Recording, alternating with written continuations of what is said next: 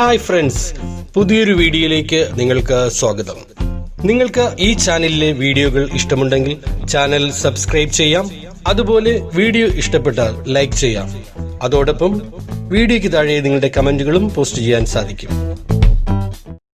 SS മീഡിയയുടെ online PSC കോച്ചിങ്ങിൽ ഒരിക്കൽ കൂടി നിങ്ങൾക്ക് ഏവർക്കും സ്വാഗതം. ഞാൻ ഷൈൻസി. നമ്മൾ നേരെ ക്ലാസ്സിലേക്ക് കിടക്കുകയാണ്. ഇതിന്റെ 1 മുതലുള്ള എല്ലാ ചോദ്യങ്ങൾക്കും തുല്യ പ്രാധാന്യമാണുള്ളത്. അതുകൊണ്ട് തീർച്ചയായിട്ടും നിങ്ങൾ ഇത് സ്കിപ്പ് ചെയ്യരുത്. സ്കിപ്പ് ചെയ്യാതെ അവസാനം വരെ ഇത് തീർച്ചയായിട്ടും കണ്ടിരിക്കണം. നമുക്ക് ഇന്നത്തെ ക്ലാസ്സിലേക്ക് കിടക്കാം.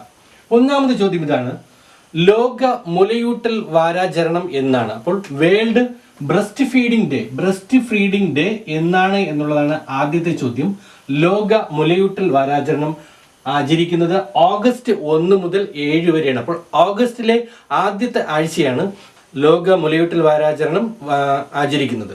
ഇപ്രാവശ്യത്തെ തീം എന്ന് പറയുന്നത് ആരോഗ്യമുള്ളൊരു തലമുറയ്ക്കായി മുലയൂട്ടൽ പ്രോത്സാഹിപ്പിക്കാം എന്നുള്ളതാണ് തീം. അപ്പോൾ തീം എന്താണെന്ന് ശ്രദ്ധിക്കുക. ആരോഗ്യമുള്ളൊരു തലമുറയ്ക്കായി മുലയൂട്ടൽ പ്രോത്സാഹിപ്പിക്കാം എന്നുള്ളതാണ് 2020 വർഷത്തെ ലോക മുലയൂട്ടൽ വാരാചരണവുമായി ബന്ധപ്പെട്ടുകൊണ്ടുള്ള തീം എന്ന് പറയുന്നത്. ഇതുമായി ബന്ധപ്പെട്ടുകൊണ്ട് കേരള സംസ്ഥാനത്തെ ശിശുവികസന വകുപ്പ് അമ്മമാരുടെ പോഷണത്തിനും മുലപ്പാൽ വർദ്ധിപ്പിക്കുന്നതിനും വേണ്ടി ഒരു ലാക്ടേഷൻ കുക്കീസ് സംവിധാനം പുറത്തിറക്കിയിട്ടുണ്ട്. അതിൻ്റെ പേരാണ് നിറവ് എന്നാണ് അറിയപ്പെടുന്നത്. അപ്പോൾ നിറവ് എന്താണ്? നിറവ് കേരള സംസ്ഥാനത്തെ ശിശുവികസന വകുപ്പ് പുറത്തിറക്കിയിരിക്കുന്ന അമ്മമാരുടെ പോഷണത്തിനും അതുപോലെ തന്നെ മുലപ്പാൽ വർദ്ധിപ്പിക്കുന്നതിന് വേണ്ടിയുള്ള ലാക്ടേഷൻ കുക്കീസാണ് നിറവ് എന്ന് പറയുന്നത്. പ്രത്യേകം ശ്രദ്ധിക്കുക. അപ്പോൾ എന്താണ് നിറവ്? അമ്മമാരുടെ പോഷണത്തിനും മുലപ്പാൽ വർദ്ധിപ്പിക്കുന്നതിനും വേണ്ടി കേരള സംസ്ഥാന ശിശു വികസന വകുപ്പ് പുറത്തിറക്കിയിരിക്കുന്ന ലാക്ടേഷൻ കുക്കീസാണ് നിറവ്. അപ്പോൾ എൻ്റെ ചോദ്യം, ലോക മുലയൂട്ടൽ വാരാചരണം എന്ന് പറയുന്നത് ഓഗസ്റ്റ് 1 മുതൽ 7 വരെയുള്ള ആഴ്ചകളാണ്. എന്താണ് ഇപ്രാവശ്യത്തെ തീം? ആരോഗ്യമുള്ളൊരു തലമുറയ്ക്കായി മുലയൂട്ടൽ പ്രോത്സാഹിപ്പിക്കാം എന്നുള്ളതാണ് ഇപ്രാവശ്യത്തെ തീം. ഇനി അടുത്ത ചോദ്യം, വേൾഡ് സാൻസ്ക്രിറ്റ് ഡേ എന്നാണ്. ലോക സംസ്കൃത ഭാഷാ ദിനം എന്നാണ്. ലോക സംസ്കൃത ഭാഷാ ദിനം എന്ന് പറയുന്നത് ഓഗസ്റ്റ് 3-നാണ്. അപ്പോൾ ഓഗസ്റ്റ് 3-നാണ് വേൾഡ് സാൻസ്ക്രിറ്റ് ഡേ ആചരിക്കുന്നത്. അടുത്ത ചോദ്യം ഇതാണ്: മുസ്ലിം വുമൺ റൈറ്റ്സ് ഡേ, അതായത് നാഷണൽ മുസ്ലിം വുമൻസ് റൈറ്റ്സ് ഡേ എന്ന് പറയുന്നത് ഓഗസ്റ്റ് 1-നാണ്. അപ്പോൾ മറ്റു 2 പ്രധാനപ്പെട്ട ദിനങ്ങളാണ്.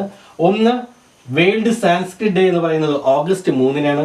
മറ്റൊന്ന് നാഷണൽ മുസ്ലിം വുമൻസ് റൈറ്റ്സ് ഡേ എന്ന് പറയുന്നത് ഓഗസ്റ്റ് 1-നാണ്. അടുത്ത ചോദ്യം ഇതാണ്: ദേശീയ ദന്ത ശുചിത്വ ദിനം എന്നാണ്. ദേശീയ ദന്ത ശുചിത്വ ദിനം എന്ന് പറയുന്നത് ഓഗസ്റ്റ് 1-നാണ്. അപ്പോൾ നമ്മൾ 2 ദിനങ്ങളെ, ഒന്ന് ഓഗസ്റ്റ് 1 മുതൽ 7 വരെ നമ്മൾ വേൾഡ് ബ്രസ്റ്റ് ഫീഡിംഗ് ഡേ, ലോക മുലയൂട്ടൽ വാരാചരണത്തെ കുറിച്ച് പറഞ്ഞു. ഇതിന് തൊട്ട് മുമ്പ് നമ്മൾ പറഞ്ഞു നാഷണൽ മുസ്ലിം വുമൻസ് റൈറ്റ്സ് ഡേയെ കുറിച്ച് പറഞ്ഞു. അതിന് തൊട്ട് മുമ്പ് വേൾഡ് സാൻസ്ക്രിറ്റ് ഡേ, അതായത് ലോക സംസ്കൃത ഭാഷാ ദിനത്തെ കുറിച്ച് പറഞ്ഞു. ഇനി മറ്റൊരു ദിനമാണ് ദേശീയ ദന്ത ശുചിത്വ ദിനം എന്ന് പറയുന്നത് ഓഗസ്റ്റ് 1-നാണ്. അപ്പോൾ ഇതുകൂടി നിങ്ങൾ നോട്ട് ചെയ്ത് വയ്ക്കുക. ദേശീയ ദന്ത ശുചിത്വ ദിനം എന്ന് പറയുന്നത് ഓഗസ്റ്റ് 1-നാണ്. ഇനി അടുത്ത ചോദ്യം ഇതാണ്: ഓഗസ്റ്റ് 1-ന് ഏത് സ്വാതന്ത്ര്യ സമര സേനാനിയുടെ 100ാം ചരമവാർഷികമായിരുന്നു? അപ്പോൾ ഓഗസ്റ്റ് 1-ന് ബാലഗംഗാധര തിലക് എന്ന് പറയുന്ന സ്വാതന്ത്ര്യ സമര സേനാനിയുടെ 100ാം ചരമവാർഷികമാണ് ആഘോഷിച്ചത്. അപ്പോൾ ഓഗസ്റ്റ് 1-ന് ബാലഗംഗാധര തിലക് എന്ന് പറയുന്ന സ്വാതന്ത്ര്യ സമര സേനാനിയുടെ 100ാം ചരമവാർഷികമാണ് എന്നാണ് ആചരിച്ചത്? ഓഗസ്റ്റ് 1-ന്. അപ്പോൾ അത് പ്രത്യേകം ശ്രദ്ധിക്കുക.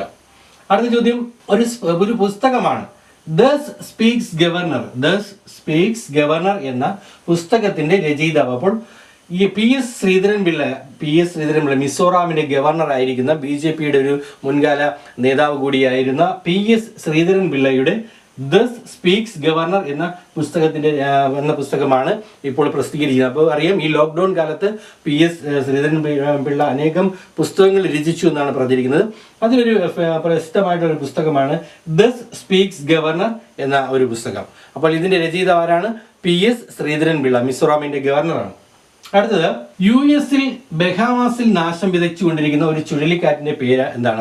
ഇപ്പോൾ നമുക്കറിയാം, അമേരിക്കയിൽ ബഹാമാസിൽ ഒരു നാശം വിതച്ച് ഫ്ലോറിഡയുടെ തീരത്തേക്ക് നീങ്ങിക്കൊണ്ടിരിക്കുന്ന ഒരു ചുഴലിക്കാറ്റിനെ പറ്റി നിങ്ങൾ പത്രത്തിൽ വായിച്ചിട്ടുണ്ട്. അതിന്റെ പേരാണ് ഈസായിയ എന്നാണ് ആ ചുഴലിക്കാറ്റിന്റെ പേര്. അപ്പോൾ US-ലെ ബഹാമാസിൽ നാശം വിതച്ചുകൊണ്ടിരിക്കുന്ന ചുഴലിക്കാറ്റിന്റെ പേരെന്താണ്? ഈസ ഇയ എന്നുള്ളതാണ് ആ ചുഴലിക്കാറ്റിന്റെ പേര്. ഇന്നത്തെ ചോദ്യങ്ങൾ ഇവിടെ പൂർണ്ണമാകാണ്. കഴിഞ്ഞ ക്ലാസ്സിൽ നമ്മൾ ചോദ്യങ്ങളൊന്നും ചോദിച്ചില്ലായിരുന്നു. അപ്പോൾ ഇന്നത്തെ ചോദ്യം ഇതാണ്: പേടിഎം മണിയുടെ പുതിയ CEO ആര് എന്നുള്ളതാണ് ഇന്നത്തെ ചോദ്യം. ഈ ചോദ്യത്തിന്റെ ഉത്തരം നിങ്ങൾ ഈ വീഡിയോയുടെ തൊട്ട് താഴെ കമന്റുകളായിട്ട് പോസ്റ്റ് ചെയ്യുക. അതുപോലെ നിങ്ങളുടെ സജഷൻ, നിങ്ങളുടെ അഭിപ്രായങ്ങളൊക്കെ നിങ്ങൾക്ക് ഈ വീഡിയോയുടെ തൊട്ട് താഴെ നിങ്ങൾക്ക് പോസ്റ്റ് ചെയ്യാവുന്നതാണ്. അതുപോലെ ഈ ചാനൽ ആദ്യമായിട്ട് കാണുന്ന ഒരാളാണെങ്കിൽ ഇപ്പോൾ തന്നെ സബ്സ്ക്രൈബ് ചെയ്യുക. നിങ്ങളുടെ സുഹൃത്തുക്കൾ കൂടി ഈ ചാനൽ ഷെയർ ചെയ്ത് കൊടുക്കുക. എല്ലാവർക്കും നല്ലൊരു ദിവസം നേരുന്നു. Thank you.